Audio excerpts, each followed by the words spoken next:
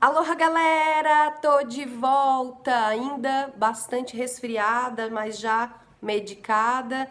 Já faz uma semana que eu fiz o nosso último vídeo e eu tô sentindo muita falta de tocar esse projeto, então vamos assim mesmo, um passo de cada vez, como disse para nós a Vasalisa. Nós paramos na história do Manauí, que é o capítulo 4, e eu quero também chamar a atenção para o título do capítulo, que é O Parceiro, a União com o Outro.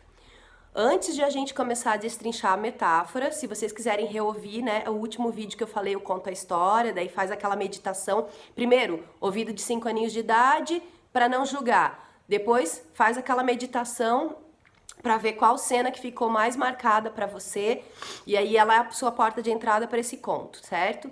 Mas antes de a gente começar a destrinchar as metáforas, eu quero falar um pouquinho sobre a sequência das histórias. Eu sempre vou falar disso a cada novo conto que a gente for destrinchar. Por quê? Porque na minha visão existe uma lógica nessa sequência. Então, como é que funcionou tudo até agora? A gente começou no capítulo introdutório, onde ela explica a motivação dela para escrever esse livro, que é trabalhar o excesso de domesticação, o quanto o excesso de domesticação mina a nossa vida criativa, mina a nossa criatividade. E aí dali a gente foi para a primeira história, que é a história da La Loba, onde a gente ouve um chamado, caso a gente tenha deixado coisas para trás na nossa vida, caso, e eu acredito que todo mundo acabou deixando, né, por diversos motivos, caso você se sinta nesse momento de resgatar coisas que você tinha intenção de fazer, viver, experimentar e por motivos que não são seus motivos interiores, você deixou de lado. História de La Loba. Então, se a gente pensar, a história de La Loba é a grande história para mim que engloba, tá? Pensa ela como uma master história que engloba o que a gente está querendo fazer, eliminar um pouco do excesso de domesticação e resgatar o que a gente queria. Só que para resgatar esses ossos, para concretizar depois essas coisas no mundo que a gente quer fazer, a gente vai passar por diversos momentos.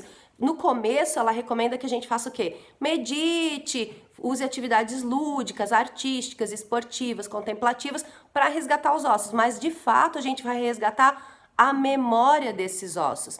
Para depois executar isso no mundo, a gente vai ter que fazer determinadas limpezas e determinadas mudanças de atitude. Por isso, vem os próximos contos em sequência para nos ajudar a fazer esse resgate e depois executar essas coisas que a gente queria no mundo real aqui, ó, produzindo aquilo, tá? Então, depois da La Loba veio o Barba Azul, onde a gente vai aprender a trabalhar com o nosso predador interno, aquele predador que é bem bom, eu não vou dizer que é bem fácil de identificar, mas que ele é identificável porque ele já vem com uma barba azul, ele já vem com um treco estranho. E é aqui e no mundo exterior também tem um predador que age ali, né? Que tenta matar, então metaforicamente esse matar é dominar uma parte da nossa vida criativa. Em troca a gente ganha algum benefício, ou às vezes nem ganha, é só uma ilusão, mas impede que a gente resgate aquele osso lá do La Loba.